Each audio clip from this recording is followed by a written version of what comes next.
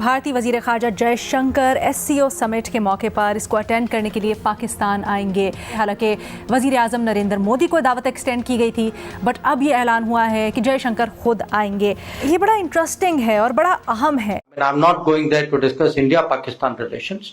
I'm going there to be a good member of the SCO. But since I'm a courteous and civil person, I will behave myself accordingly.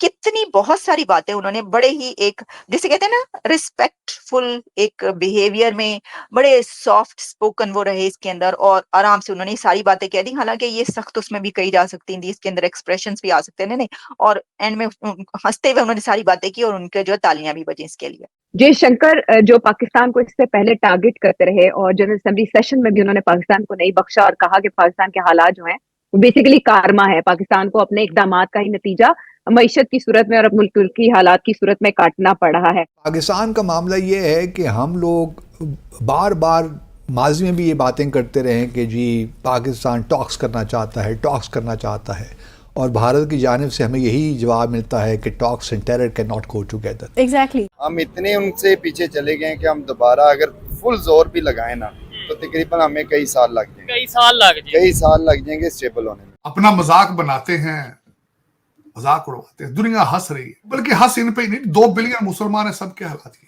तमाम दुनिया देख रही है, सब देख रहे हैं कि जो SCO समिट होने जा रहा है उसमें नरेंद्र मोदी साहब तो नहीं आएंगे, बावजूद उसके कि पाकिस्तान ने इन्विटेशन दिया था, लेकिन जयशंकर साहब आ रहे हैं। तो वो पाक भारत ताल्लुकात जो 76 साल की निचली तरीन सतह पर हैं और लास्ट विजिट 2015 में सुषमा स्वराज साहिबा का हुआ था, उसके बाद ये कितनी बड़ी पेशरफ्त हो सकती है जयशंकर साहब का पाकिस्तान आना पाक भारत ताल्लुकात के तनाजुर में? कितना बड़ा ब्रेक थ्रू है ये फैसला भारत का? नहीं, ये इतना बड़ा ब्रेक थ्रू नहीं है।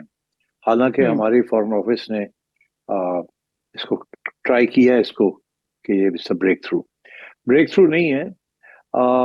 जयशंकर साहब ने 2-3 बातें इससे कबल की हैं जो सोचना चाहिए कि उनका मतलब क्या है।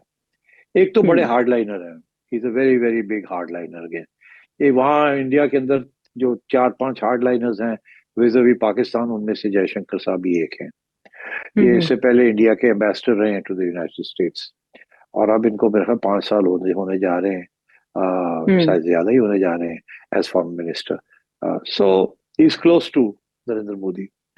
अच्छा, अब बात यह है कि इन्होंने ये 2 बातें कही हैं जी। एक तो इन्होंने ये बात कही है कि हमने जो काम करना था वो हमने कर लिया है, i.e. कश्मीर, और उसके ऊपर तो अब कोई बैक ट्रैकिंग या कोई बातचीत का कोई गुंजाइश नहीं है, वो तो फिनिश्ड है, that's the end of the matter.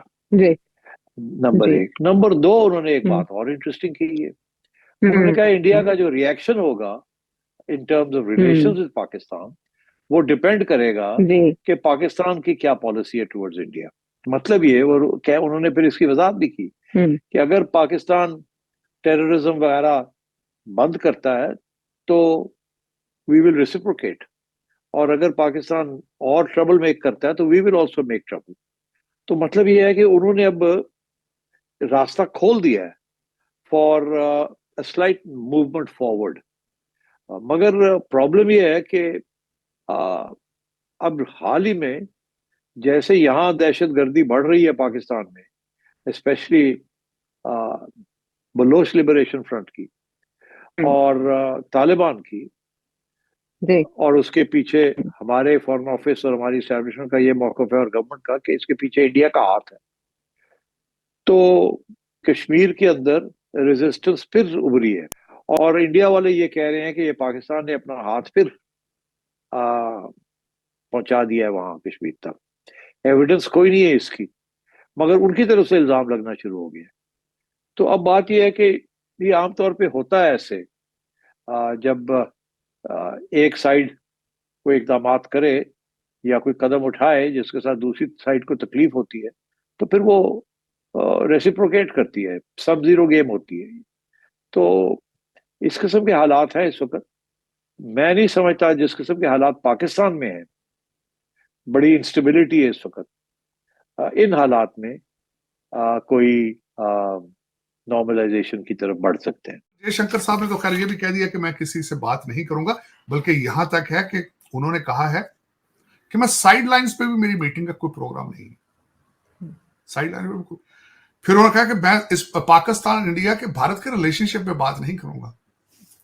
वो जो तुम्हारे वो आपस में रिलेशनशिप पे बात नहीं करना चाहते, वो आप चाहते हो खान साहब का आके पूछे भाई खान साहब ने आज मुर्गी खाई है या बकरे की रान खाई है, ये पूछेंगे वहां। आज उन्होंने कितनी सेटअप्स लगाई हैं, कितनी दफा फौज को गालियां निकाली हैं, ये पूछेंगे आके तुमसे वो। चले अपना मजाक बनाते हैं, मजाक उड़वाते हैं, दुनिया हंस रही है, कसम से हंस रही है, कहते हैं देखो। बल्कि हंस इन पे ही नहीं, 2 बिलियन मुसलमान है, सबके हालात यही। आज की जो सबसे बड़ी खबर है, अमारात की एयरलाइंस ने पेजर्स बंद कर दिए। और मैथ पढ़ना शुरू कर दो, पेजर बंद करने से आगे नहीं जाओगे। मैथ पढ़ो, इंग्लिश पढ़ो अगर पढ़ सकते हो।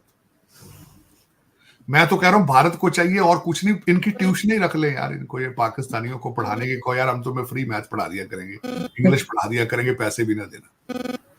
यकीन कर, आइडिया बुरा नहीं है। इस वक्त मुसलमानों की पूरी दुनिया के अंदर जो हालात हैं, उसके सिर्फ पीछे एक चीज है कि साइंस, तालीम और मैथ, इससे आपकी दूरी, नफरत।